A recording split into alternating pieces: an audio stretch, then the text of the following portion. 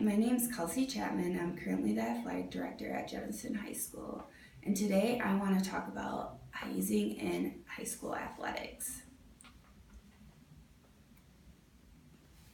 Hazing is any activity expected of someone joining or participating in a group that humiliates, degrades, abuses, or endangers them, regardless of a person's willingness to participate.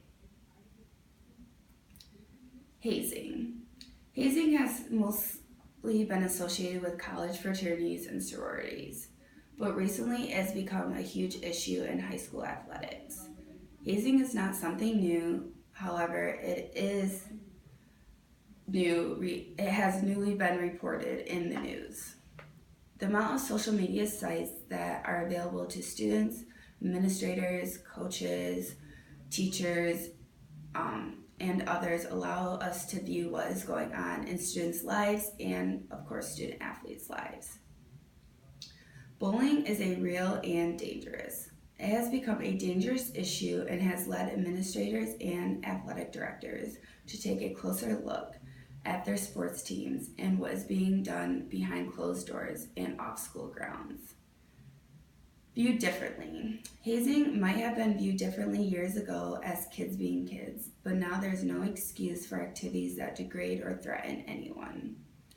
There have been rules and punishments set in place for student athletes involved in hazing student athletes. Coaches need to be proactive and ensure the safety of their athletes' well-being and not turn their back on serious incidences involving athletes targeting other teammates. Cases involving hazing. Coaches have been guilty in turning an eye to hazing incidences and have been fired for such. In California, there was a group of varsity girls soccer players that forced 4 freshman girls to drink alcohol until the girls vomited or collapsed. Another case in New Jersey involving freshman soccer players were physically abused and thrown in mud as a part of an annual hazing event. In New York, 4 members of high school football team sodomized junior varsity players. These incidences represent a small sample of the problem, but should reinforce that coaches and administrators need to take this issue seriously.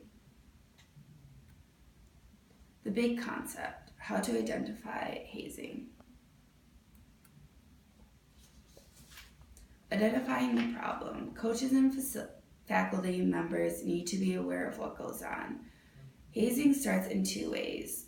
The first is lack of supervision, and the second is failure to address the situation.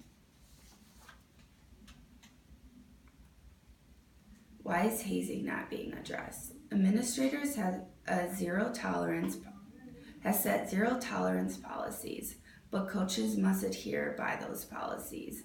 And if there is hazing going on, they are obligated to address this issue, and consequences should be brought upon the individuals involved.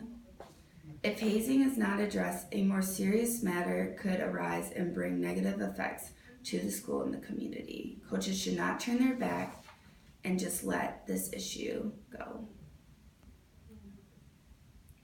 The best way to end hazing.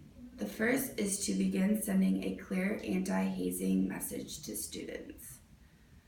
Implement a strong anti-hazing policy that is communicated to everyone and enforces the policy when the incident occurs. Solutions to address hazing. Schools and athletic departments should never cover up hazing incidences. Hank Newer, in his book, When Rights Become Wrongs, he calls this the conspiracy of silence. He says that this act feeds off itself and becomes difficult to stop. If an incident of hazing occurs, it should be reported immediately so it can be addressed right away. Administrators, coaches, and athletic departments should be educated on the matter and how to deal with the problem. Seeking outside help or classes for the school would be beneficial. The whole student body should be addressed, not just the student athletes. Fun activities to do instead of hazing, team building activities that involve building trust to fellow team members. Movie night, team dinners, paintballing, laser tag, go-karting, karaoke night at the school, or team sleepovers with parents' supervision are all fun activities that can be done within each sport.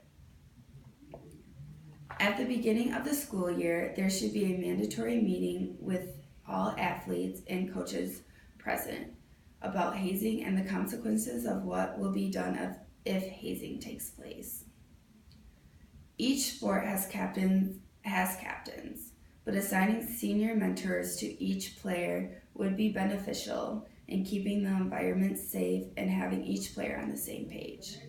As being an athlete in high school and in college, I was a captain and a mentor to athletes, and this helped with them. If they had an issue, they would come to me and I would help them with that or give the best solution of what could be done. And if they were scared to approach this issue to the coach or address it to someone else, then I could help them and seek out what we could do with the situation or problem. It's also that older athletes' jobs to make sure freshman athletes feel comfortable and welcome and not afraid to be a part of the team.